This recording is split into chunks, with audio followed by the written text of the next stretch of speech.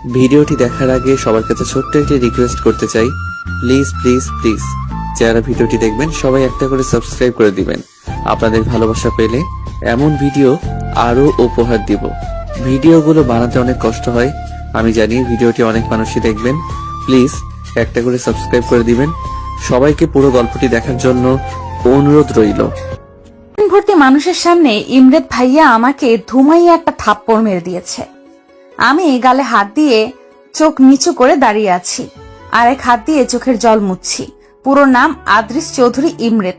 দেখতে মাশাআল্লাহ তাদের বংশের সবচেয়ে সুদর্শন পুরুষ, সাথে লম্বার দিক দিয়েও। বয়স 28 ওনার। অলওয়েজ গম্ভীর মুখের আর ফর্মাল লুকে থাকা ওনার অভ্যাস।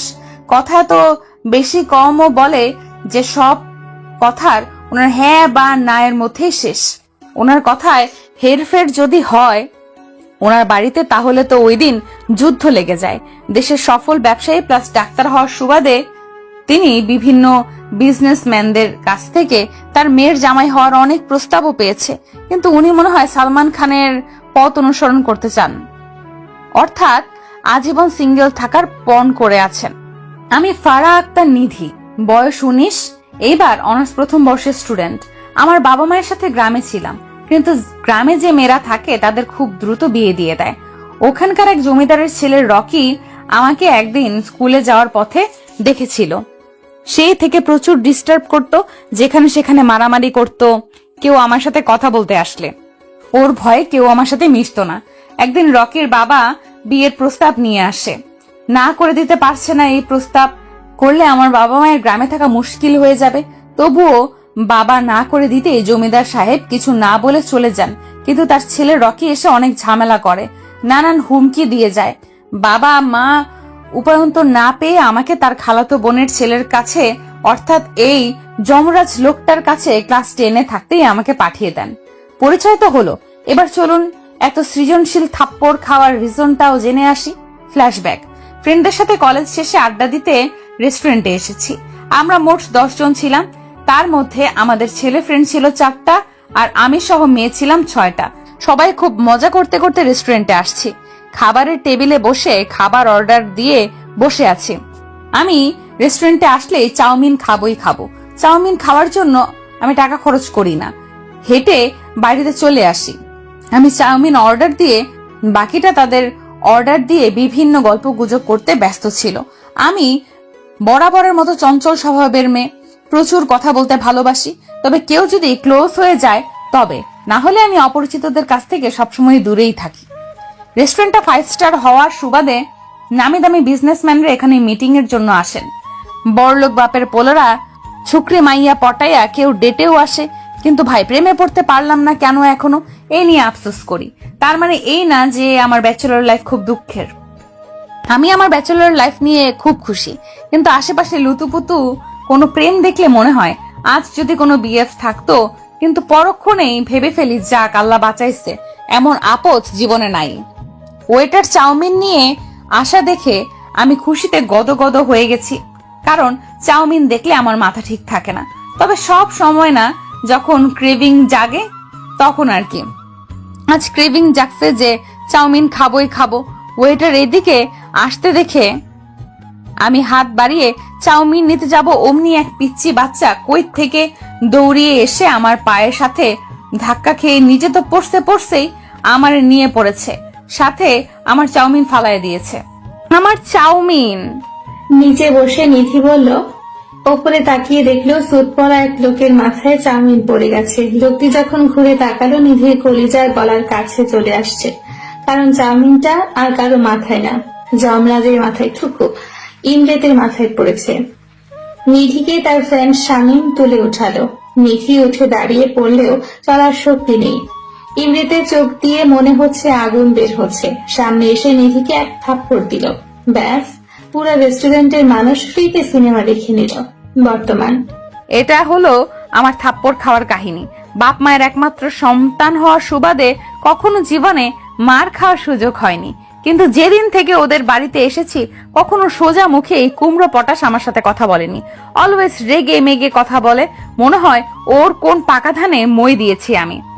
একে তো থাপ্পড় খাওয়ার জন্য গালটা ভীষণ জ্বলছে, কান্না আসছে খুব, কেঁদেও যাচ্ছি, চোখও মুছি, আবার চাউমিন আমার পড়ে গিয়েছে দেখে আরো ভ্যা ভ্যা করে কাঁদতে লেগেছি। বাসায় আসছে নিধি, কিন্তু ভেতরটা ধুকপুক করছে ভীষণ ভাবে। কারণ মার খেয়েছে বাইরে ঠিকই, কিন্তু বাড়িতে ওনারই। আবারও যদি থাপ্পড় মারে। থাপ্পড়ের কথা মনে হতে অটোমেটিক গালে হাত চলে গেল নিধির। কোন রকমের ভেতরে আসলো সে। পেছন দিক থেকে দুইটা পিচ্চি হাত নিধির কোমর ধরে বলল, ফুপি ধরে ফেলেছি। নিধি ফিক করে হেসে দিয়ে বলল, কে এমন দুঃসাহস করলো? আমি এই বাড়ির রাজকন্যা। বলেই সামনে এসে নিজের দুই হাত কোমরে রেখে বলল। নিধি বাচ্চাটাকে কোলে নিয়ে এই পাক দিয়ে বলল, কেমন আছে আমার রাজকন্যা? বলবো কেন? সকালে না দেখা দিয়ে তুমি চলে গেছিলে কেন? পিচ্চি বলে উঠল, সরি পরি, আমি আসলে যখন তোমার ঘরে যাই তখন তুমি ঘুমিয়েছিলে, তাই আমি না ডেকেই চলে আসি। নিধি মাসুমের মতো মুখ করে বলল, আচ্ছা আচ্ছা থাক, আমাকে ইমোজির মতো ব্ল্যাকমেল করতে হবে না। পিচ্চিটা বলল। ইমোজি আবার কি? নিধি অবাক হয়ে বলে উঠল, ও মা, তুমি ইমোজি চিনো না? মা যখন রাগ করে বাবা তখন এইভাবে ইমোজির মতো ব্ল্যাকমেল করে। পিচ্চি বলল। এতক্ষণে নিধি বুঝতে পারলো ও কিসের কথা বলছে। মামুনি, ওটা ইমোজি না, ইমোশনাল ব্ল্যাকমেল হবে। মাথায় হাত দিয়ে ওই হলো ব্ল্যাকমেল আছে তো নাকি? মুখ ভেঙচিয়ে বলল পিচ্চি। মাহি, পেছন থেকে ডাক পড়ল। জি, অর্থাৎ মাহি আমার জামার পেছনে লুকিয়ে পড়লো আর বলল, সামনে এসে 28 বছর বয়সী নারী আসলো।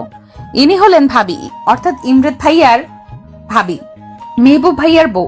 ইমরেদ ভাইয়ারা দুই ভাই, বড়টার বউ হচ্ছে মেহবুব ভাই। মেহবুব ভাইয়ের বউয়ের নাম স্মৃতি ভাবি। ভীষণ ভাবে ভালো উনি। এই নিধি, মাহিকে দেখেছ? নুডলসের প্যাকেট খুলে গার্ডেনে যে ছড়িয়ে আসছে। আজ ওর একদিন কি আমার একদিন। নিধি কিছু বলতে যাবে তার আগে ভাবি খপ করে মাহির হাত সামনে টেনে নিয়ে আসলো। রাগী চোখে মেয়ের দিকে তাকালে মাহি টুপ করে তার মায়ের গালে চুমু খেয়ে বলল, সরি মা। এরকম কাজ করলে কেউ কি আর রেগে থাকতে পারে? স্মৃতি ভাবিও হেসে দিল। মায়ের হাসি দেখে মাহি এক দৌড় দিল। আরে আসতে বাবা, পরি চাপাতো। স্মৃতি বলল। নিধি মা মেয়ের মুহূর্ত উপভোগ করছিল। ইস, সে যখন গ্রামে থাকতো তার মায়ের সাথে কতই না দুষ্টুমি করত। তুমি এমন গালে হাত দিয়ে আছো কেন? স্মৃতি প্রকুচকে জিজ্ঞেস করলো। নিধি কি বলবে বুঝতে পারছে না, ভেবাচাকা খেয়ে বসে আছে। আর বলবেই বা কি, যে তার গুণধর দেবর সামনে থাপ্পড় মেরেছে। মানে আজ র‍্যাগ ছিল কলেজে, কাকে র‍্যাগ দিয়েছিল কে জানি, তার জন্য থাপ্পড় আমি খেয়েছি। নিধি নিয়ে বিনিয়ে বলে উঠল। স্মৃতি গালের হাত সরিয়ে দেখলো 5টা আঙ্গুলের দাগ একদম বসে গেছে। ফর্সা মুখে মনে হচ্ছে লাল রক্ত জমাট বেঁধে গেছে। এ কি, কত জোরে মেরেছে তোমাকে? পুরো গালের কি অবস্থা। স্মৃতি আটকে উঠে বলল, আজ তোমার ভাইয়া আসুক। কোন বেয়াদবের দল এই হাল করেছে? ভার্সিটি যে সব কয়টাকে খবর নিতে বলব। স্মৃতি ভাবি রেগে গিয়ে কথাগুলো বলল। তারপর আমার হাত টানতে টানতে ডাইনিং এর চেয়ারে বসিয়ে আইস প্যাক ধরে থাকলো। আসলে ভাবি আমাকে প্রচুর ভালোবাসে। আমার সব প্রয়োজন উনি এক নিমেষেই বুঝে যান। ক্লাস 10 থেকে আছি এই বাসায়, কিন্তু উনি আমার মায়ের মতন সব জিনিসের খেয়াল রাখে। আসলে মেহবুব ভাইয়া আর ইমরাদ ভাইয়ার মা বাবা মারা যাওয়ার পর স্মৃতি ভাবি সংসারটা সামলে রেখেছে। এত নামি দামি মানুষ হয়েও এক চুল পরিমাণ অহংকার নেই। এমনকি স্মৃতি ভাবির ফ্যামিলিও অনেক হাই ক্লাস, কিন্তু তাদের পিতা মাতার মন একদম পানির মতো পরিষ্কার, কোনো ভেজাল নেই। রাতের বেলা ইমরাদ ভাইয়া হসপিটালের ডিউটি সেরে বাসায় আসছে। মেহবুব ভাইয়া অফিস থেকে ফিরে এসেছে। মাহি বসে আছে আর সবার জন্য অপেক্ষা করছে। শেষ হয়ে দুই ভাই নামলো। স্মৃতি খাবার সার্ভ করছে, যে যা চেয়ারে অবস্থান করলো। নিধি কই? মেহবুব দেখতে না পেয়ে জিজ্ঞেস করে বসলো। নিধির খুব জ্বর, আমি খাবার খাইয়ে ওষুধ খাইয়ে আসছি। স্মৃতি বলল। সে কি, জ্বর হলো কিভাবে? মেহবুব অবাক হয়ে বলল। মার খেয়ে জ্বর আসছে।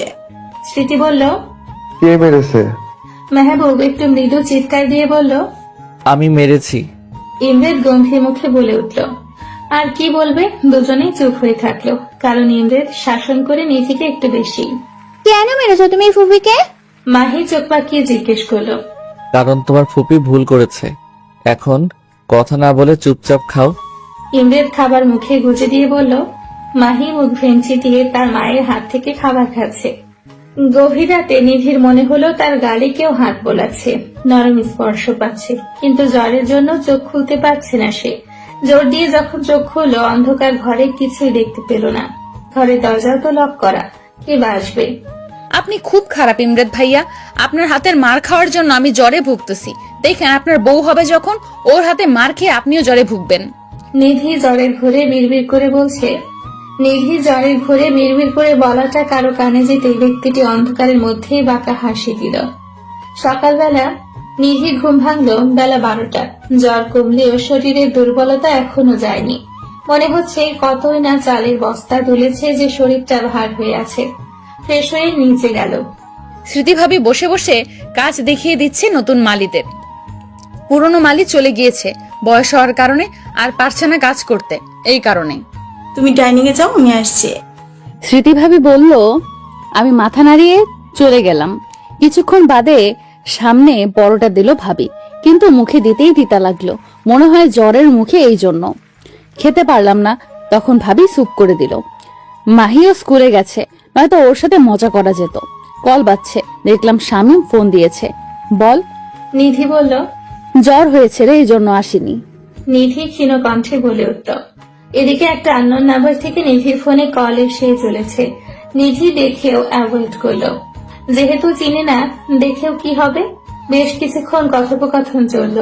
যে ব্যক্তিটি ফোন দিয়ে বারবার ওয়েটিং পাচ্ছিল সে রাগে সজোরে গ্লাস ভেঙে ফেলল। সন্ধ্যাবেলা নিধি আরামসে শুয়ে ফেসবুক চালাচ্ছে। নিউজ ফিডে এটা সেটা ফানি ভিডিও দেখছে আর হাসছে একটু পর পর। ইমরান নিধির রুমে এসে যখন দেখলো নিধি ফোনে কি দেখছে আর হাসছে, তখন নিধির কাছে এসে ফোনটা নিয়ে সজোরে ফোনটা ফেলে টুকরো টুকরো করে দিল। আল্লাহ, আমার ফোন! নিধি তড়িঘড়ি করে তুলতে গেলে ইমরান হ্যাঁচকা টান দিল। যেহেতু কাজের সময় তোমাকে পাওয়া যায় না, ফোনও তোমার কাছে থাকবে না। ইমরান দাঁত চেপে কথাগুলো বলে হনহন করে বেরিয়ে পড়ল। নিধির চোখে জল এসে গেছে। কেন তাকে দেখতে পারে না এই লোক? কি করেছে সে তার? ভাঙা ফোন হাতে নিয়ে বসে বসে কাঁদছে নিধি। নিধি অনেকক্ষণ যাবৎ ঘর থেকে বের হয়নি, আর বের হবে। নিজে নিজে বকবক করছে আর চোখের জল মুছছে নিধি। এদিকে ইমরান নিজের রাগ সংযত করতে পারছে না, দেখে ওয়াশরুমে চলে গিয়েছে। গোসল করে বেরোনোর পর একটু হালকা লাগছে, তবে নিধির ফোন ওয়েটিং এর কথা মনে পড়তেই আবারও মাথায় রাগটা ফুলে উঠছে। রাতের বেলা ডাইনিং এ যেয়ে ইমরান দেখলো নিধি খেতে আসেনি। নিধি কই? ইমরান গম্ভীর মুখে স্মৃতিকে প্রশ্ন করলো। ভাই ও আসবে না, তুই খেয়ে নে। ঘরে বসে মাহি আর নিধি মিকি মাউস খেলতেছে। মেহবুব বলে উঠল স্মৃতি বলার আগেই। রাগে গাটা আরো রিরি করে উঠল ইমরানের। কোন রকমে দাঁতের দাঁত চেপে মুখের ভেতরে খাবার গুজে উপরে চলে গেল। এদিকে মেহবুবের নজর গেল স্মৃতির শাড়ি ভেদ করে পেটের উপর। চট করে শয়তানি করার বুদ্ধি মাথায় আসলো তার।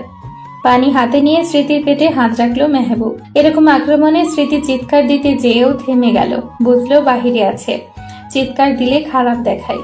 কটমট করে মেহবুবের দিকে তাকালে সে খুব মনোযোগ দিয়ে চিকেন খাচ্ছে। এদিকে মেহবুব ভেজা হাত সরায়ও না, ভেতরে ভেতরে পৈশাচিক আনন্দ নিচ্ছে। স্মৃতি টেবিলের নিচ দিয়ে দিল এক গুঁতো মেহবুবের পায়ে।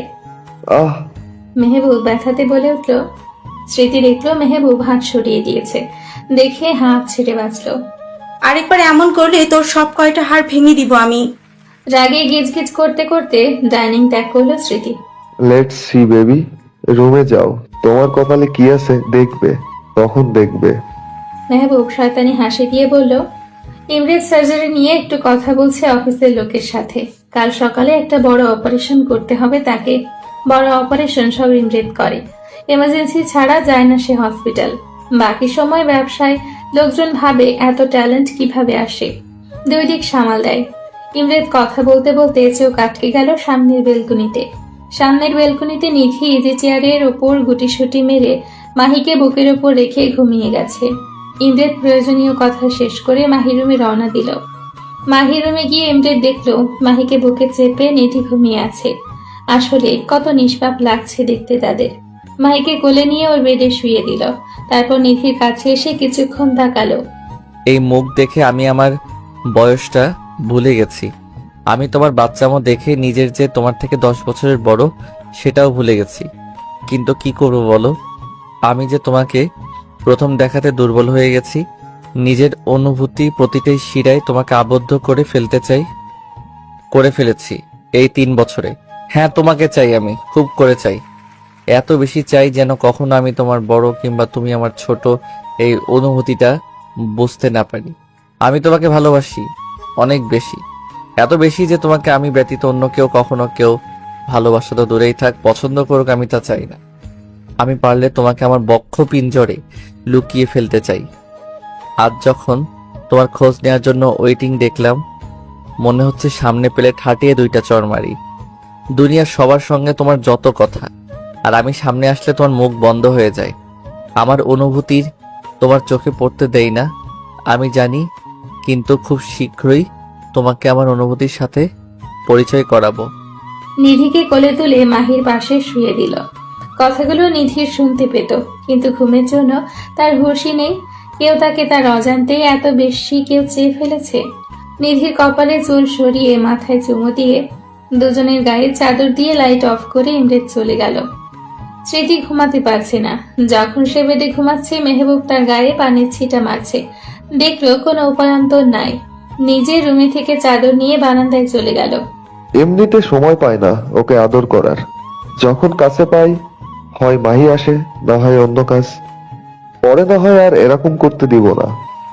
ও ভুলে গেছে ওরে আমি কেমনে তুলে এনে বিয়ে করেছি। ধপাধপ পা ফেলে স্মৃতির কাছে কোমরকে শক্ত করে ধরে কাছে ঘুরিয়ে দেওয়ালে ঠেসে ঠোঁটে ঠোঁট বসালো। বেশ কিছুক্ষণ ছোটাছুটি করে স্মৃতি পার পেল না যখন, তখন নিজেও তাল মেলালো। সে জানে মেহবুব বরাবরই জেদি, আর সেখানে স্মৃতিকে নিয়ে সবসময় সিরিয়াস। স্মৃতির গায়ের ঘ্রাণ মেহবুবের কাছে টনিকের মতো কাজ করে। স্মৃতিকে কোলে তুলে ভালোবাসার রাজ্যে ডুব দিল মেহবুব। সকালবেলা নিধি নিজেকে বেডে পেয়ে একটু অবাক হলো। সে তো ছিল মাহিকে নিয়ে বারান্দায়, এখানে কিভাবে এলো? মাহির দিকে তাকিয়ে দেখে সে এখনো ঘুমে কাদা। 4 বছরের মাহি, তার মা বাবার মতো গায়ের রং পেয়েছে, দেখতেও পুতুল। মাহির কপালে চুমু দিয়ে নিজের রুমে গেল ফ্রেশ হতে। ইমরেদ তাড়াতাড়ি নাস্তা সেরে সার্জারির জন্য বেরিয়ে পড়েছে সকাল সকাল। মেহবুব এখনো স্মৃতিকে জড়িয়ে ধরে ঘুমিয়ে আছে। কিছুক্ষণ আগে মেহবুবকে ঠেলে উঠতে যেয়ে স্মৃতি এক দফা কামড় খেয়ে শুয়ে আছে। আরেকবার যদি এরকম করো, গতকাল রাতে যেমন রেস্ট দিই নাই, আর সারাদিনও তাই হবে। এই বলে মেহবুব স্মৃতির বুকে মুখ গুজে ঘুম। স্মৃতি মনে মনে গালি দিলেও মেহবুবের দিকে তাকিয়ে একটা প্রশান্তির হাসি দিল সে। সকালে নিধি উঠে সবার জন্য নাস্তা বানালো। ভাবলো সবাইকে চমক দিয়ে দিবে যে সেও পারে। এদিকে নিধি ফ্রেশ হয়ে ক্যাম্পাসে যায়, আর সেখানে যোগাযোগ করে হোস্টেলের সিট ফাঁকা আছে কিনা খোঁজ খবর নেয়। বন্ধুরা ফোন দিয়ে পায় না নিধিকে, এজন্য জিজ্ঞেস করছে ফোন অফ কেন। কি বলবে বুঝতে না পেরে নিধি কথা কাটিয়ে অন্য কথা তুলে ব্যস্ত হয়ে পড়ল। ইমরেদ সার্জারি শেষে ফ্রেশ মুড নিয়ে কেবিনে আসছে। তার অপারেশন সাকসেস হয়েছে, এমন কোনো রেকর্ড নাই যে সে হিট করে নাই। কোনো অপারেশন তার আনসাকসেসফুল হয়নি। বেচারি গান না শুনে থাকতে পারে না। ফোন নাই কিভাবে যে আছে। বাসার লোকের সাথে সে ল্যান্ডলাইনে কথা বলল। আমার দেয়া ফোন নিবে না জানে সে, স্মৃতি ভাবিকে দিয়ে দেয়াবে। বাঁকা হাসি দিয়ে ভাবছি ইমরেদ। ফোন বাজছে ইমরেদের। রিসিভ করে দেখলো তার গার্ডের নাম্বার এটা। স্যার, নিধি ম্যাম হোস্টেলে সিট খুঁজছে। বেশ কয়েকজনকেও বলেছে। এখন ওর শামীম ফ্রেন্ডের সাথে বসে বলছে যে করেই হোক সিট খুঁজে দিতে। গার্ডটি বলল। গার্ডের কথাগুলো শুনে ইমরেদের ভালো মুডটা নিমিষেই বিষে পরিণত হলো। মাথার মধ্যে মনে হচ্ছে দপ করে আগুন জ্বলে উঠল। রাগগুলো কেমন চাড়া দিয়ে উঠছে। আজ এর বিহিত করেই ছাড়বে সে। ও যেন সিট খুঁজে না পায়। আর শামীম ছেলেটারে একটা ধোলাই দাও, যেন হসপিটালে 1 মাস খরচ নিয়ে নিও, অফিসে এসে গট ইট। রাগে দাঁতে দাঁত চেপে বলল ইমরেদ। ফোন কেটে মাথার চুলগুলোকে অনবরত টানছে ইমরেদ। মেজাজে সপ্তমী তার। সিট খুঁজে বের করাচ্ছি তোমার আমি। অ্যাপ্রন খুলে গাড়ির চাবি নিয়ে বেরিয়ে পড়ল। কলেজে নিধি কলেজের সামনে রিক্সার জন্য ওয়েট করছে, কিন্তু এই ভর দুপুর এসে রিক্সা পাচ্ছে না। এমনিতেও হস্টেলের সিট খোঁজার চক্করে অনেক লেট হয়ে গেছে। নিধির সামনে একটা গাড়ি এসে থামলো। নিধি দেখে অ্যাভয়েড করলো। কিছুটা দূরে সরে এসে আবারও রিক্সা খোঁজার জন্য ব্যস্ত হয়ে পড়ল। গাড়ির ভেতরের মানুষটা বেরিয়ে এসে নিধির হাত এত শক্ত করে ধরল, টেনে হিচড়ে নিয়ে যাচ্ছে। গাড়ির ভেতরের মানুষটা আর কেউ নয়, ইমরেদ। ফর্সা মুখ রোদে একদম চকচক করছে, কিন্তু মুখ লাল হয়ে গেছে রাগে। আরে ইমরেদ ভাইয়া ছাড়েন, কই নিয়ে যান ভাইয়া? আমি যাব না। আজব লোক, আপনি শুনতে পান না? নিধি বলেই যাচ্ছে আর হাত মোচড়াচ্ছে। ইমরেদ নিধির মুখে ভাই ডাক শুনলে খেপে যায়, কিন্তু কিছু বলেনি এতদিন। আজ এমনিতেও মেজাজ গরম, ভাইয়া ডাক শুনে আরো চেতে গেছে সে। গাড়ির দরজা খুলে নিধিকে ধাক্কা দিয়ে বসালো। নিধি হাতে ব্যথা পেয়েও ভয়ে কিছু বলছে না, কারণ ইমরেদের এই রূপ কখনো সে দেখেনি। ইমরেদ নিজেও গাড়িতে বসে পড়ে, নিধির দিকে ঝুঁকে সিট বেল্ট লাগালো। প্লিজ ভাইয়া, গাড়ি চালাবেন না, আমি বাড়ি যাব। নিধি এক প্রকার ভয়ে বলেই দিল। নিয়ে যাওয়াচ্ছি বাড়ি। দাঁতে দাঁত চেপে বলল ইমরেদ। স্মৃতি মাত্র গোসল সেরে বের হলো। কাল রাত থেকে মেয়ের দেখা পায়নি সে। তাড়াহুড়ো করে বের হয়ে খুঁজছে মাহিকে। মাহিকে পেল স্মৃতি গার্ডেনে, মাটি খেলা অবস্থায়। পুরো জামাতে মাটি ভরিয়ে দিয়েছে। ওকে কোলে তুলে নিয়ে গেল গোসল করানোর জন্য। এদিকে মেহবুব স্মৃতিকে খুঁজেই যাচ্ছে, কিন্তু ডাক দিয়েও পায় না। স্মৃতি মাহিকে গোসল করে নিয়ে আসছে কোলে করে। মা মেয়ের খুনসুটি দেখতে মেহবুবের অনেক ভালো লাগছে। চুপ করে স্মৃতির কোমর জড়িয়ে ধরল পেছন থেকে। স্মৃতি একটু কেঁপে উঠায় বলল, মাথাটা গেছে নাকি বাচ্চার সামনে? তো মেহবুব ভ্রুকুচকে দুজনকে আবারও জাপটে ধরল। গাড়ি চলছে অজানা রাস্তায়। ধুকপুক করছে নিধির মন। কিছু বলতে গেলেই ইমরেদ চোখ পাকিয়ে তার দিকে তাকাচ্ছে। এমন লোক দেখে ভয়ে তার জান এতটুকু হয়ে গেছে। ভাইয়া, একটু ঢোক গিলে নিধি ডাকলো ইমরেদকে। ইমরেদ গাড়ি থামালো, জোরে ব্রেক কষে। রক্তিম চোখ নিয়ে তাকালো নিধির দিকে। নিধি ইমরেদের এই চোখগুলো দেখে একটা শুকনো ঢোক গেল। কেন যে হাতে ধরে নিজের কপালের নিচে ফাটাতে যায় সে? মনে মনে ভাবছে নিধি। ইমরেদ ঝুঁকে আসে নিধির দিকে। এমন কাছে আসা ইমরেদের নিধি কেমন যেন একটু ভড়কে যায়। তবে ইমরেদের শরীর থেকে খুব সুন্দর একটা ঘ্রাণ আসছে বলে মনে হচ্ছে। নিধির আজ মনে হচ্ছে খেয়ে ফেলি ঘ্রাণ সহ মানুষটাকে। ছি ছি, কি সব ভাবছি আমি? মনে মনে নিজেকে উগান্ডা বলে গালি দিলাম। চোখ তুলে তাকাতে যাবে, দেখে ইমরেদের চোখগুলো কেমন খোলা আর লাল হয়ে আছে। ঠোঁট দুটো শুষ্ক হয়ে আছে, চুলগুলো এলোমেলো, আর সামনের কপালে কিছু চুল তার। কেমন লাগছে যেন, ঠিক ভয়ঙ্করই লাগছে তার কাছে এখন মানুষটাকে বর্তমানে। ভাই, নিধি ভাইয়া ডাক্তার সম্পূর্ণ বলার আগে ইমরেদ তার দুই হাত দিয়ে নিধির মুখটা সামনে এনে নিজের ঠোঁটের সাথে ঠোঁট মিলিয়ে দিল। এমন অ্যাটাক করায় নিধি হজম করতে না পেরে চোখগুলো ডিমের মতো বড় বড় করে দিয়েছে। ইমরেতের এক হাত আমার কোমরে চলে গিয়েছে, আরেক হাত আমার চুলটা শক্ত করে ধরে আছে। আমার মনে হচ্ছে হাওয়াতে ভাসছি আমি। শরীরটা প্যারালাইজড লাগছে আমার কাছে, নিয়ন্ত্রণ নাই আমার শরীরের আমার কাছে। এরকম কেন লাগছে? এরকম ইমরেদ ভাইয়া করলো কেন? উনি তো আমার দেখতেই পারে না, তাহলে এরকম করে চুমু খাচ্ছে কেন? বিভিন্ন প্রশ্ন আমার মনে ঘুরপাক খাচ্ছে। ওর অপর পাশে আমার ঠোঁটের উপর নিজের ঠোঁট বিলীন করে যাচ্ছে। মনে হচ্ছে এই দিনটার জন্য সে অপেক্ষায় ছিল। অনেকক্ষণ হয়ে যাচ্ছে, কিন্তু ইমরেদের সরে আসার নাম নেই। আমার মনে হচ্ছে ঠোঁট মনে হয় আর নাই। একটু সরে আসতে চাইলে ইমরেদ আমার উপর উঠে পড়ে গাড়ির সিটের সাথে চেপে ধরে, নিজের মতো করে চুমু খেয়ে যাচ্ছে। বেশ কিছুক্ষণ পর ইমরেদের ঠোঁটের যুগলবন্দি থেকে নিধি মুক্তি পেল। নিধি আগে ঠোঁটে হাত দিচ্ছে, তার ঠোঁট আছে নাকি গায়েব হয়ে গেছে। হাত দিয়ে দেখলো আছে, কিন্তু জ্বলছে খুব। ইমরেদ গাড়ির সিটে হেলান দিল, মাথা উপরের দিকে তুলে চোখ বন্ধ করে জোরে জোরে নিঃশ্বাস ফেলছে। নিধিও তাই। ইমরেদ চোখ বন্ধ অবস্থায় বলে উঠল, এইভাবে আমার ভিতর অধিকার আমি কখনো কাউকে দেইনি, কিন্তু তুমি যখন থেকে লাইফে আসছো আমার ভিতরটাকে প্রতিনিয়ত পুড়িয়ে ছারখার করছো। এর উত্তর আছে তোমার কাছে? নিধি এই কথা শুনে ভ্যাবলার মতো তাকিয়ে আছে ইমরেদের দিকে। কথাগুলো তার মাথার উপর দিয়ে যাচ্ছে। ইমরেদ আবারও বলা শুরু করলো, আমি তো চাইনি তোমাকে ভালোবাসতে। কেন বাধ্য করলে আমার বাসায় এসে আমাকে তোমার মাতাল করা প্রেমে ফেলতে? বলো কেন করলে? চিৎকার করে বলল ইমরেদ। একে তো ইমরেদের কথা তার মাথার উপর দিয়ে যাচ্ছে, দ্বিতীয়ত ইমরেদ যে তাকে ভালোবাসে এটা শুনে মনে হচ্ছে কেউ তাকে 10 তলা থেকে ফেলে দিয়েছে। ইমরেদ নিধির কাছে এসে তার ঠোঁটে হাত বোলালো বৃদ্ধাঙ্গুল দিয়ে। নিধি এমন ছোঁয়াতে একটু কেঁপে গিয়ে সরে বসলো। খুব জ্বলছে তাই না বেবি? ইমরেদ ঘোলাগা কণ্ঠে বলছে, বেবি শুনে মনে হচ্ছে নিধি ঝটকা খাইছে। মনে হচ্ছে ওরা ধরা কাটতে পারলে হতো। ঠোঁটটাকে একটু চেপে ধরলো ইমরেদ। জ্বলছে এমনিতেই, তার উপর চেপে ধরাতে নিধি আসলে একটু ব্যথা পেয়েছে। এই জ্বলা ব্যথা সহ্য করে নাও। আমি এতদিন সহ্য করে এসেছি। নাও ইয়োর টার্ন। যে দহনে আমি পড়েছি বা পুড়ছি, এখন আমার এই আক্রমণগুলো দিয়ে তোমাকে মারবো। ইমরেদ কথাগুলো বলে ফোনে কাকে কল দিল। কাজ হয়েছে? ইমরেদ জিজ্ঞেস করলো তার গার্ডকে। Good job. বলে ফোন কেটে দিল ইমরেদ। আবারও নিধির দিকে তাকালো। সে চুপচাপ বসে আছে। প্রশ্ন অনেক চলছে তার মনে, কিন্তু জিজ্ঞেস করার সাহস সে পাচ্ছে না। ছোট মাথাতে এত চাপ নিও না। চাপ নিতে এতই ইচ্ছা হইলে আমাকে নাও, আমাকে নিয়ে ভাবো।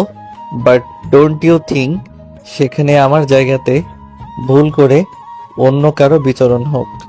আর ভাইয়া ডাকার এই বোকামিটা নেক্সট টাইম করবা না। আদারওয়াইজ এর থেকে রেজাল্ট খারাপ করে দিব তোমার। আর জাস্ট কেবল তো শুরু। তোমার কাছে এই সব আমার অনুভূতির সংমিশ্রণগুলো তুমি এখন থেকে টের পাবে। বাঁকা হেসে গাড়ি চালালো ইমরেদ। আল্লাহ সব ছেড়ে মানুষরূপী ডাক্তার দানব আমার উপরে আছাড় খেয়ে পড়লো। নিধি নিজের মনে কথাগুলো বলছে। বাড়ি পৌঁছালো তারা দুজন। ইমরেদ গাড়ি থেকে নেমে টেনে নিধিকে নামালো। নিধি এক প্রকার রোবটের মতো ইমরেদের সাথে হাঁটছে। হাত ছোটাতে চাইলে ইমরেদের এক ধমক। সাহস দেখানোর ভুল করো না। মাহি দেখছে তার ছোট চাচু কিভাবে তার নিধি ফুপিকে ওপর নিয়ে যাচ্ছে। সে তখন লিভিং রুমে রং পেন্সিল দিয়ে কাগজ কলমে কি আঁকছিল। নিধি রুমে এসে নিধিকে সামনে দাঁড় করালো। আয়নার সামনে ইমরেদ। এই যে এখানে তোমার অবস্থান, আর এখানেই থাকতে হবে তোমাকে। কানে গেছে? না গেলে ঢুকিয়ে নাও। হোস্টেলের সিট খোঁজা কিংবা অন্য জায়গাতে শিফট হওয়ার কথা মাথা থেকে বের করে ফেলো। আর মাইন্ড ইট, আমার কথার খেলাপি করলে আমার নেক্সট অপারেশনের শিকার তুমি হবে। You know that I am best in this. আর সব সো কল ছেলে বন্ধুদের সাথে মিশা বন্ধ। আর কারো পাশে যদি বসতে দেখি অবস্থা খারাপ করতে 0 সেকেন্ড ভাববো না আমি। ইমরেদ কথাগুলো বলার শেষে নিধির বাম হাতে একটা কামড় দিয়ে চলে গেল। নিধি হাত চেপে ধরে বলল, আস্ত একটা সার্জার ডাক্তার রাক্ষস। ইমরেদ দরজা থেকে হালকা মুখ বের করে বলল, অনলি ফর ইউ বেবি। নিধি মুখে হাত দিল। সাথে সাথে ইমরেদ চোখ টিপ দিয়ে চলে গেল। নিধি গোসল সেরে অনেকক্ষণ আগে থেকে ঘরে বসে আছে, দরজা লক করে। তার সাহস যাচ্ছে না বাহিরে যাওয়ার। নিধি চুলে গামছা পেঁচিয়ে বসে আছে। ভালো লাগছে না কিছু তার। ফোনটাও নেই যে অনলাইনে কিছু দেখবে সে। ইমরেদ গোসল সেরে নিচে গেল, কিন্তু সবাই নিচে থাকলেও নিধি নিচে নামে নাই। দেখে একটু ভ্রু কুঁচকাল। মামনি, তুমি একটু উপরে যাও, গিয়ে তোমার নিধি ফুপিকে ডেকে নিয়ে আসো তো। ইমরেদ বলল মাহিকে ডেকে নিয়ে। আমি কেন যাব? তুমি যাও, ফাইট হয়েছে তোমাদের। মাহি এক নাগারে প্রশ্ন করলো। ইমরেদ বিড়বিড় করে বলল। মাহি ইমরেদকে ঝাঁকিয়ে জিজ্ঞেস করলো, বলো না। কিছু না রে মা। আচ্ছা তুমি যেও না, আমি যাই। ইমরেদ বলল। না, ফুপি না করেছে রুমে যেন কেউ না আসে। মুখ বাঁকিয়ে মাহি বলল। কেন? ইমরেদ ফ্রুকুচকে জিজ্ঞেস করলো। ফুপির মাথা ব্যথা, ঘুমাবে। মাহি বলল। ইমরেদ জানে নিধি কেন নিচে নামছে না। বেশি কিছু বলল না, জাস্ট তার ভাই ভাবিকে ডেকে জানালো তার কিছু কথা আছে জরুরি ভাবে। মেহবুব, স্মৃতি আর ইমরেদ ডিনার সেরে লিভিং রুমে যেয়ে বসলো কফির মগ নিয়ে। বল তোর জরুরি কথা। মেহবুব বলল। ভাইয়া নিধি হোস্টেলের সিট খুঁজতে বেরিয়েছিল। ইমরেদ পায়ের ওপর পা তুলে কফির মগে চুমুক দিয়ে বলল। সে কি কেন? স্মৃতি একটু জোরে বলল। আস্তে। মেহবুব বলে উঠল। স্মৃতি দমে গেলেও চোখের ইশারায় নানান প্রশ্ন ঘুরপাক খাচ্ছে ইমরেদের সামনে। আমি ওর ফোন ভেঙে দিয়েছি এই জন্য, আর এর আগের দিন থাপ্পড় মেরেছিলাম ওই জন্য। ইমরেদ আরামসে কথাগুলো বলল। রিজন? মেহবুব রুকুজকে বলল।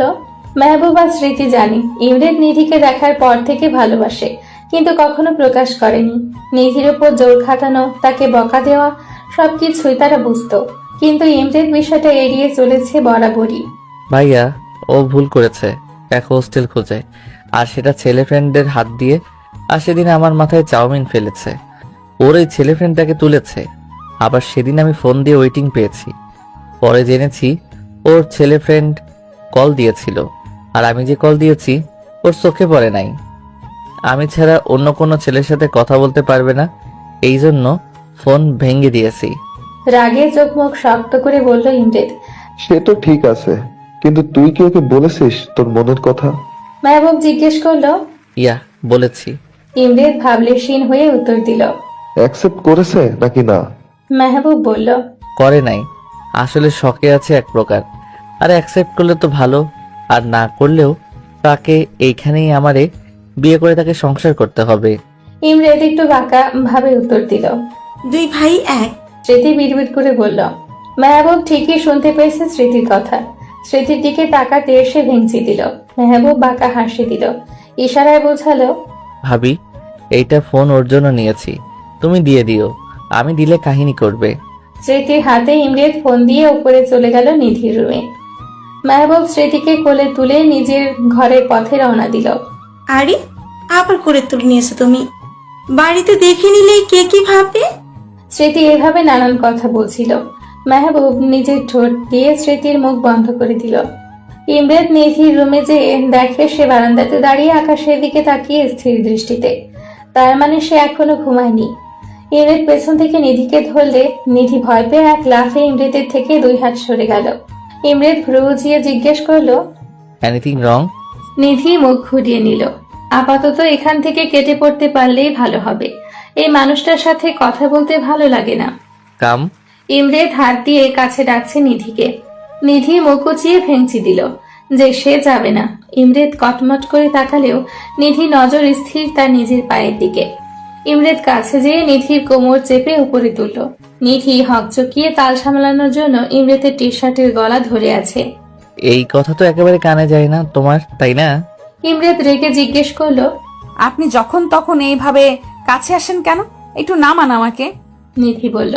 আমি সবসময় নিজের মর্জি চলি, এটা হয়তো তুমি এতদিনে বুঝে গেছো। ইমরেদ ফ্রুকুচকে জিজ্ঞেস করলো। মাহি চলে আসবে প্লিজ ভাইয়া, ওর ঘুমানোর টাইমও হয়ে এসেছে। নিধি ভয়ে ভয়ে বলল।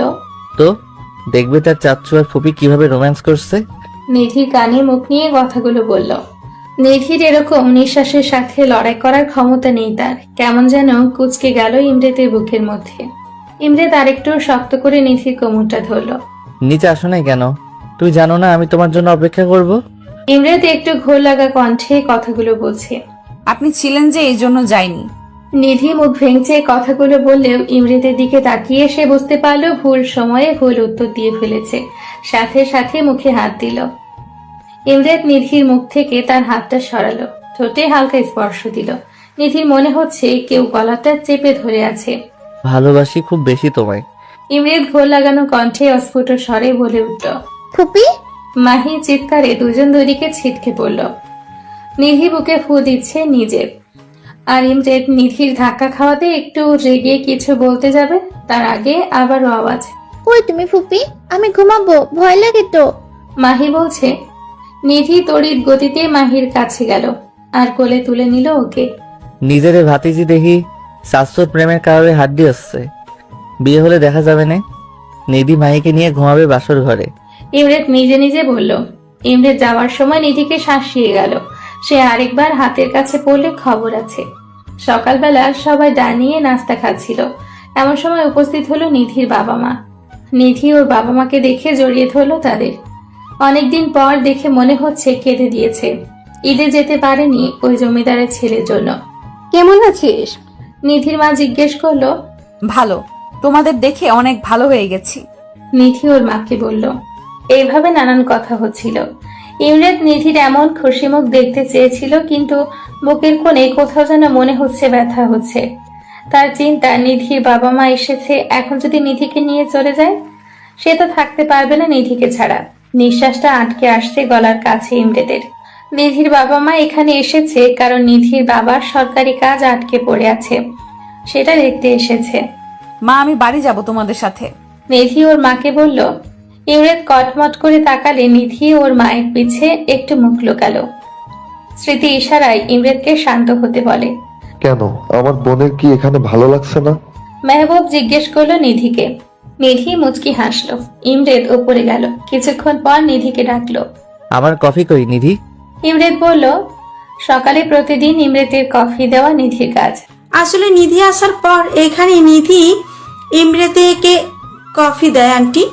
স্মৃতি এমনিতে রাগ সম্পর্কে অবগত। সে কেন ডাকছে নিধিকে এখন ভালো মতো বুঝেছে। এখন নিধি না উঠলে যে তাণ্ডব করবে সে সেটা বুঝতে পেরেছে, তাই কথাগুলো বলল। যা দিয়ে আয় কফি, ইমরেত বাবা চাইছে। নিধির বাবা উত্তর দিল। নিধি দেখলো উপায় অন্তর নেই, তখন ভয়ে ভয়ে কফি বানিয়ে ইমরেতের ঘরে রওনা দিল। নিজের বুকে ফু দিল যেন যমরাজ তার জমগিরি না তুলে। স্মৃতি, মেহবুব, রফিক এবং রুবা সবাই নিচে কথা বলছে। নিধির বাবা মায়ের নাম। মাহি বসে আছে নিধির মায়ের কোলে। আসলে আঙ্কেল, আপনার সাথে একটু জরুরি কথা ছিল। মেহবুব বলে উঠল। লিভিং রুমে মেহবুব, স্মৃতি আর নিধির বাবা মা বসে আছেন। মাহি বাহিরে তার নানির সাথে খেলছে। হ্যাঁ বাবা বলো। নিধির বাবা চায়ের কাপ টেবিলে রেখে বলল। নিধির বিয়ে শাদীর কথা কি কিছু ভাবছেন? মেহবুব জিজ্ঞেস করলো। আসলে বাবা বিয়ে তো অনেক আসছে, কিন্তু জমিদারের ছেলের জন্য সবগুলো ভেঙে যাচ্ছে। যে প্রস্তাব দিচ্ছে সে পরিবারকে মারার হুমকি সে দিয়ে আসছে। নিধির বাবা একটু চিন্তিত স্বরে বলল। না জানি আমার মেয়েটার কপালে কি আছে। নিধির মা হতাশ সুরে বলল। নিধির বিয়ে আমি আমার ভাই ইমরেতের সাথে দিতে চাই। মেহবুবের সোজা সাপটা উত্তর। নিধির বাবা মা প্রস্তাবটা শুনে ভরকে গেল। তাদের মতো সামর্থ্য নেই যে বড় ঘরে মেয়ে দিবে। চৌধুরী পরিবার এই শহরের সবচেয়ে ধনী পরিবার, সেটা লোকমুখে শোনা যায়। এই প্রস্তাবে তারা যে অপ্রস্তুত হয়েছে স্মৃতি সেটা বুঝতে পেরেছে। আঙ্কেল, আমাদের ইমরেত খুব ভালো। সে নিধিকে সেই 4 বছর থেকে ভালোবাসে। সে এখানে আসার পর ইমরেতের মধ্যে আমরা যতটা চেঞ্জ দেখতে পাই তা কখনো দেখিনি। আপনি ভাববেন না আমরা জোর করছি। ইমরেত নিধিকে নিয়ে কতটা দুর্বল আমরা দেখতেই পাই সেটা। আর নিধিকে প্রচন্ড ভালোবাসে। নিধিকে ছাড়া অন্য কাউকে এখন পর্যন্ত বিয়ে করতেও চায় না। বিয়ে নামক শব্দ শুনলে রেগে যায় সে। নিধিকে আমরা আমাদের বাড়ির ছোট পুত্রবধূ হিসেবে চাই আঙ্কেল। স্মৃতি নিধির মায়ের হাত ধরে কথাগুলো বলল। নিধির বাবা মায়ের মনে হচ্ছে আকাশে চাঁদ হাতে পেল, সেই সাথে সৎ পাত্র নিজের মেয়ের জন্য পেল। বুক থেকে অনেক বড় একটা পাথর যেন মনে হলো সরে গেল তাদের। নিধির বাবা মাও কথা পাকা করে দিল যে ইমরেতের সাথে নিধির বিয়ে দিবে। মেহবুব স্মৃতির দিকে চোখ টিপ দিল।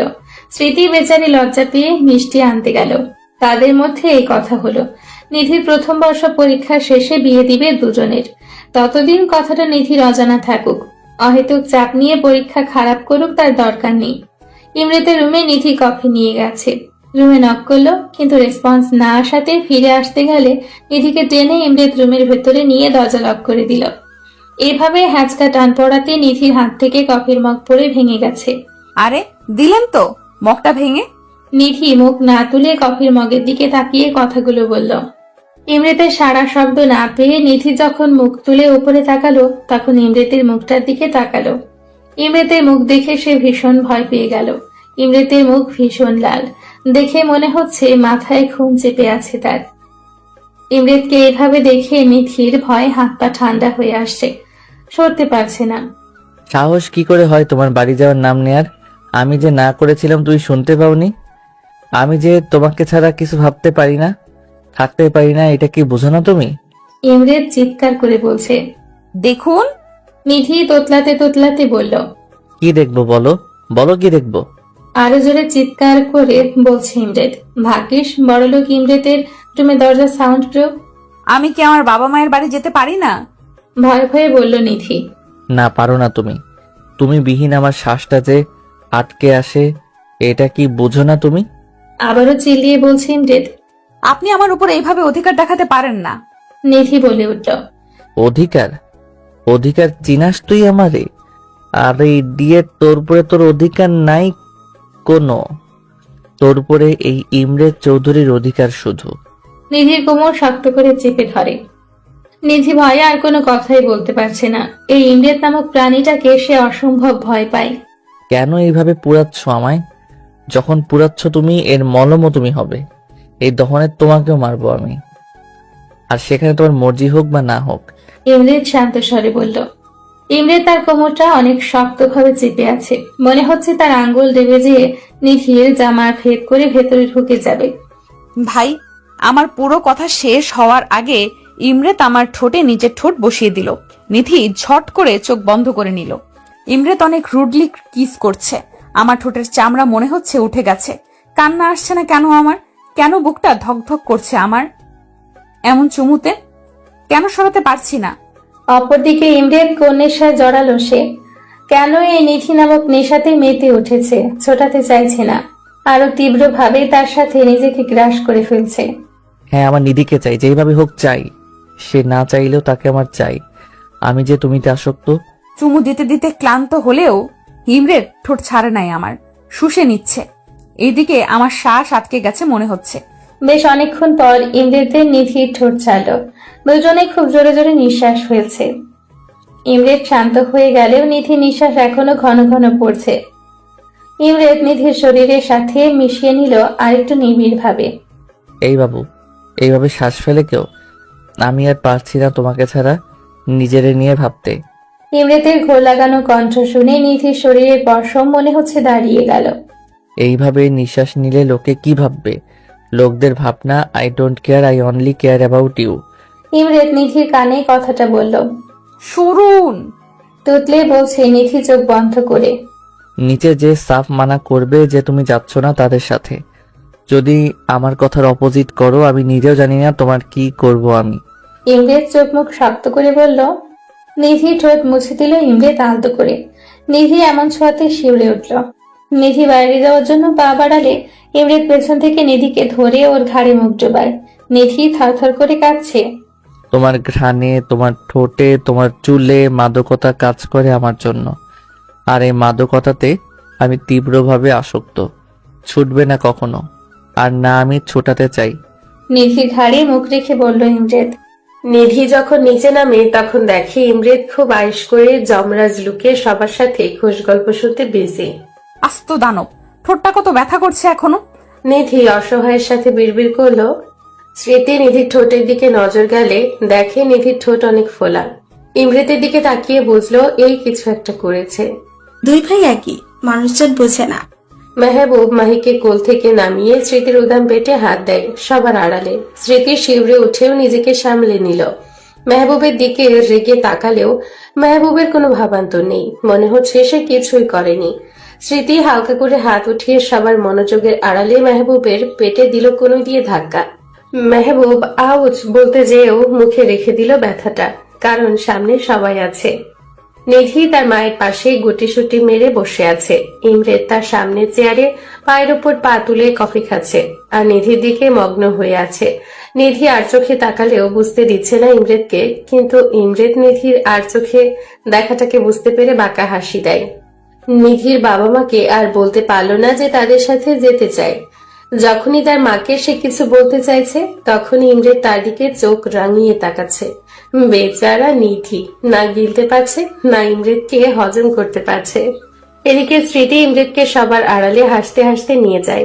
যার জন্য এত আমার গম্ভীর মুখ দেব ডেসপারেট হয়ে আছে, তাকে সারা জীবন তোমার করার জন্য তার বাবা মা তোমার ভাইকে কথা দিয়ে দিয়েছে। ওনারা কথা না দিলেও আর স্মৃতি না চাইলেও আমি ঠিকই ওর প্রথম বর্ষের পরীক্ষার পর তুলে নিয়ে যে বিয়ে করতাম। ইমরেত সোজা স্টাইলে বাঁকা জবাব। দুই ভাই একই, তোমার ভাইয়ের মতোই হইলে বেচারি নিধির কপালে কি আছে? স্মৃতি জানালো ঠাট্টা সুরে। ওর কপাল ভালো আছে, একদম ডাবল রোলে পাচ্ছে হ্যান্ডসাম জামাইকে। ইমরেত নাক ফুলিয়ে বলল। স্মৃতি হেসে তাদের কাছে রওনা দিল। আর ইমরেতও খুশি, স্মৃতির বাবা মা সবকিছু জানে আর কথাও দিয়েছে সে নিধি তার হবে। নিধির বাবার সরকারি যে কাজ আটকে ছিল, ইমরেত তার লোক দিয়ে ফাইল আইনিভাবে নিয়ে আসছে। সমস্যার সমাধানও হয়ে গিয়েছে। সন্ধ্যের দিকে নিধির বাবা মা সবাই চলে গেল। এমনিতেও নিধির বাবা মাকে এতদিন পর দেখতে পেয়েছে। জমিদারের ছেলের জন্য দেখতে যেতে পারে না গ্রামে। কান্নাকাটি করে বিদায় দেয় নিধি তার বাবা মাকে। নিধি নিজের চোখ ফুলিয়ে ফেলেছে। ইমরেত ইশারাতেই না করেছে কাঁদতে, কিন্তু নিধি যতবারই ইমরেতের দিকে তাকিয়েছে ততবারই আরো জোরে কেঁদেছে। মাহি বারবার এসে চোখ মুছে দিচ্ছে। ও ফুপি, তুমি কেটে দিলে কিন্তু আমিও কাটবো। সে জানায়, মাহির এমন কথা শুনে নিধি মাহির সামনে না কাঁদলেও রুমে যেয়ে ঠিকই কাঁদছে। স্মৃতি রাতে খাবারের জন্য ডাকলে দেখে কাদার জন্য মাথা ভার হয়ে গেছে, এখন আর উঠতে পারে না। আমি খাবো না ভাবিপু প্লাস আপু, আমি ভালোবেসে ডাকি, তোমরা খেয়ে ঘুমাও, আমার মাথা ধরেছে। স্মৃতি নিচে এসে ইমরেতকে জানালো। ইমরেত জানায় তারা খেয়ে নিয়ে ঘুমিয়ে যেতে, নিধিকে উনি খাওয়াবে। ইমরেত অফিসের কিছু কাজ সেরে হসপিটালের কিছু খোঁজ নিয়ে খাবার নিয়ে নিধির রুমে গেল।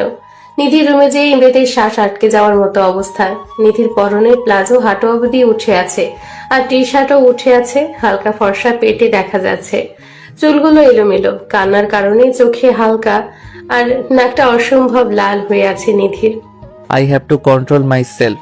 নিজে নিজে বিড়বিড় করছে ইমরেত, কিন্তু যখনই নিধির দিকে তাকাচ্ছে সব উল্টে যাচ্ছে। 2-3টা বড় নিঃশ্বাস ফেলে নিধিকে ডাকলো ইমরেত। এই নিধি ওঠো, খাও, খেয়ে মেডিসিন নিয়ে অফ যাও। ইমরেত ধীরে ধীরে বলল। নিধি ঘুমে বিভোর আর মাথা ব্যথায় ক্লান্ত থাকার কারণে ইমরেতের ডাকে সাড়া না দিয়ে পেট উল্টে দিল। পিঠ থেকে টি শার্টটা আরেকটু উঠে গেছে, ইমরেতের চোখ বেরিয়ে আসার উপক্রম। এই মেয়ের দেখি হুঁশ নেই ঘুমানোর সময়। বিয়ের পর একে তো আমার সাথে বদ্ধভাবে বেঁধে রাখতে হবে, রাতে কিংবা যখন ঘুমাবে। ইমরেতের আর কন্ট্রোল হচ্ছে না, চলে যাওয়ার জন্য পা বাড়াতে যেও পারছে না। সে একটা একটা করে পা ফেলে নিধির কাছে গেল। নিধির পিঠের দিকে এক ধ্যানে তাকিয়ে আছে, চোখ আটকে গেল কোমরে থাকা লাল তিলে। ব্যাস, এটুকু ছিল কন্ট্রোলেস কেড়ে নেওয়ার জন্য ইমরেতের। আমি উপর হয়ে শুয়েছিলাম, ধীর পায়ে ইমরেত যেয়ে আমার পাশে বসলো। মাদকতা চোখ নিয়ে আমার তিলের দিকে এসে তাকিয়ে রয়েছে। ইমরেত যখন একটু ছুঁয়ে দিল আমার লাল তিলটার উপর আঙুল দিয়ে, তখন মনে হয় আমি ঘুমের মধ্যে কেঁপে উঠলাম। আমার কোমরের কাছে ইমরেতের ঠোঁট নিয়ে বেশ কয়েকটা চুমু দিয়ে আরো লাল তিলটাকে আরো রক্তাক্ত করে দিল, সাথে তিলের আশেপাশের জায়গাটাকেও। না খেয়ে ঘুমানোর শাস্তি প্লাস আমার ভালোবাসা। বাঁকা হেসে ইমরেত কথাগুলো বলে। নিধির গায়ের উপর চাদর দিয়ে বেরিয়ে গেল। নিধি খেলো না দেখে নিজেও খেলো না। সকালবেলা, যেহেতু আজ শুক্রবার সবাই বাসায় থাকবে, নিধির ঘুম ভাঙলো বেলা 9টায়। নিজেকে ফ্রেশ করবে আপাতত সে, যেহেতু না খেয়ে ঘুমিয়েছে সে। নাড়ি ভুড়ি খাওয়ার জন্য পেট থেকে এখন খাও খাও করছে। নিধির মাথাটা হালকা ভার হয়ে থাকলেও ঘুমানোর ফলে ফ্রেশ লাগছে। পাশে টি টেবিলে চোখ গেল নিধির। সুন্দর ব্ল্যাক কালারের র্যাপিং পেপারে মোড়ানো কিছু একটার উপরে লেখা স্মৃতি। নিধি এক্সাইটেড হয়ে তাড়াতাড়ি করে খুলতে যেয়ে র্যাপিং পেপারের ধারে আঙ্গুল কেটে ফেলেছে বলে ও রক্ত বেরোচ্ছে দেখে। সেদিকে মাথা ব্যথা নেই। মুখে নিয়ে আঙ্গুলটাকে চুষে নিয়ে পুরো কভারটা খুলে দেখলো আইফোন 11 ম্যাক্স। নিধির মুখটা এত বড় হয়ে গেছে। খুশিতে নেচে দিল ফোন পেয়ে। কিছুক্ষণ নেচে দিল নিধি। ফোন বেডে রেখে নিধি গেল ফ্রেশ হতে। এতক্ষণ নিধি রুমে সিসিটিভি ফুটেজ দিয়ে দেখছিল ইমরেত তার ল্যাপটপের দ্বারা। নিধির এরকম বাচ্চামি দেখে সে 4 বছর আগে ঘায়েল হয়ে তার প্রেমে পড়েছিল। মুচকি হাসিতে ইমরেতকে দারুণ লাগে। যদি নিধি দেখতো। নিধি ওয়াশরুমে যেয়ে দেখলো জামা চেঞ্জ করার সময় কোমরের জায়গাতে তিলের অংশটুকু কেমন কালশিটে ভাবে লাল হয়েছে। মনে হচ্ছে কেউ ওই জায়গাটা ইচ্ছে মতো খুঁচাইছে। কিন্তু নাড়াচাড়া করে যখন হদিশ পেল না নিধি, তখন পাত্তা না দিয়ে ফ্রেশ হয়ে নিচে গেল সে। নিধি নিচে যেয়ে দেখলো স্মৃতি কিচেনে আজ রান্না করছে। আজকে তাহলে ভাইয়া কিছু আবদার করেছে, এই জন্য ভাবিবু সকাল সকাল আসছে। Thank you. স্মৃতিকে পেছন থেকে ধরে নিধি বলল। আচমকা ধরাতে স্মৃতি ভয় পেলেও নিধির বাচ্চামো দেখে হেসে দিল। তা কিসের জন্য থ্যাংক ইউ শুনি? স্মৃতি জিজ্ঞেস করলো। এই যে ফোন। নিধি হাতে থাকা ফোন দেখালো। নিধি বলল। স্মৃতি বুঝলো ইমরেত দিয়েছে তার নাম করে। গতকালই তো জানালো সে যে নিধিকে ফোন দিবে। তুমি কিভাবে জানলে ভাবিপু যে আমার ফোন ভেঙে গিয়েছে? নিধি ঠোঁট উল্টে জিজ্ঞেস করলো। আমাকে তুই ম্যাজিশিয়ান ডাকিস না, আমি আমার ম্যাজিক দিয়ে জেনে ফেলছি। স্মৃতি বলল। নিধিও ফিক করে হেসে স্মৃতিকে ধরল। নিধি স্মৃতিকে হেল্প করলো কিচেনে। ডাইনিং এ খাবার সাজালো। সবাই খেতে আসছে নিচে। ইমরেত নিধির দিকে তাকালো। যেমন নিধিকে প্রফুল্ল দেখাচ্ছে, মনে হয় কাল কেঁদেছেও। সবাই যখন খেতে বসলো, নিধি আর চোখে ইমরেতের দিকে তাকিয়ে ফোনটা লুকিয়ে ফেললো। না জানি এই যমরাজ এই ফোনটাও খেয়ে দেয়। ইমরেত খেয়াল করলেও মনে মনে হাসলো সে। নিধি মাহিকে কোলে নিয়ে নাস্তা খেতে বসলো লিভিং রুমে। খাওয়া শেষে সবাই লিভিং রুমে আড্ডা দিচ্ছে। নিধি মাহির সাথে খেলতে ব্যস্ত। ইমরেত নিধিকে দেখতে ব্যস্ত। আর মেহবুব স্মৃতিকে জ্বালাতে ব্যস্ত।